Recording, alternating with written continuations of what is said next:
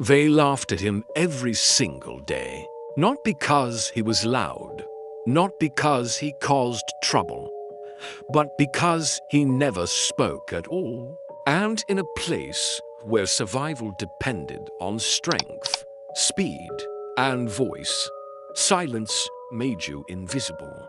Until one night, that same silence became the only reason anyone survived.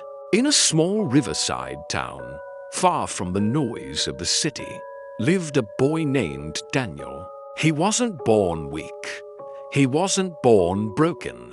But after losing his parents at a young age, something inside him shut down.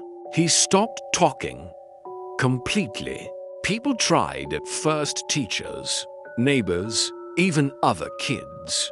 But when weeks turned into months, and months into years, they gave up. Something is wrong with him, they whispered. He's useless, others said. At school, he became a shadow. At home, he lived with distant relatives who barely noticed him. And in the town, he was just that quiet boy.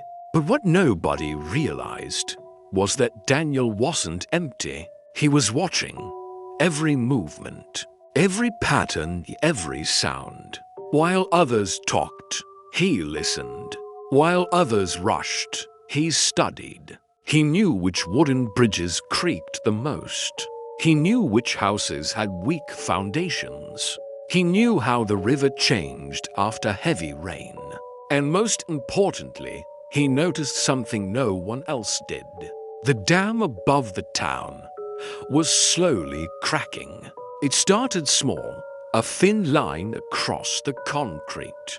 Then another dot, then water, barely visible, leaking through. Daniel saw it every day on his way back from school. He stopped and stared at it. He tried to tell someone. He really did. He grabbed a man's shirt one afternoon, pointing toward the hill. But the man pushed him away. "Don't touch me. Go away." Daniel tried again and again, but without words. His warning sounded like nothing. And slowly, time ran out. The rain began just after midnight. At first, it was calm, then heavier, then violent. Thunder cracked across the sky like something breaking apart. The river began to rise fast. People stayed inside, thinking it would pass like every other storm. But Daniel, he didn't sleep. He was already outside, running. He ran toward the dam, rain hitting his face, mud slowing his feet. When he got there, his worst fear was real. The crack had grown, and then it happened. A deep, terrifying sound. Crack. The dam began to break. Daniel didn't freeze. He turned and ran back toward the town, faster than he had ever run before. He banged on doors hard, again and again. People woke up angry. "What is wrong with you?"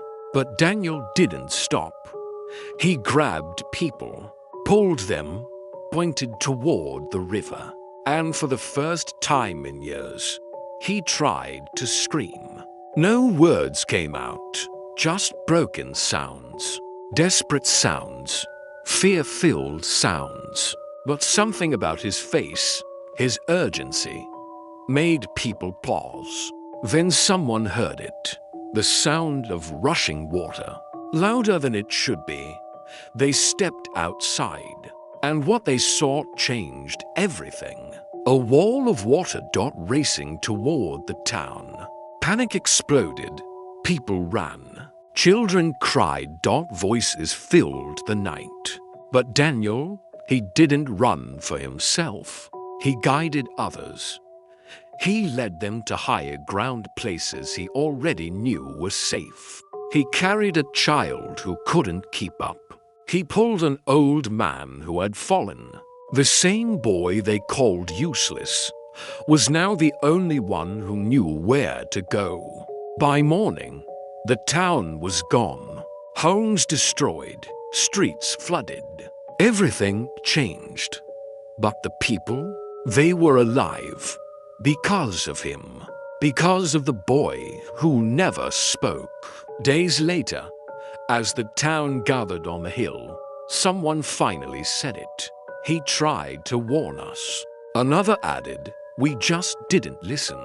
They looked at Daniel differently now. Not as a shadow, not as a burden, but as something rare. Someone who didn't need words to be powerful. They called him useless, until the night his silence became their only chance to survive. And the truth is, sometimes the people we ignore the most are the ones who see everything.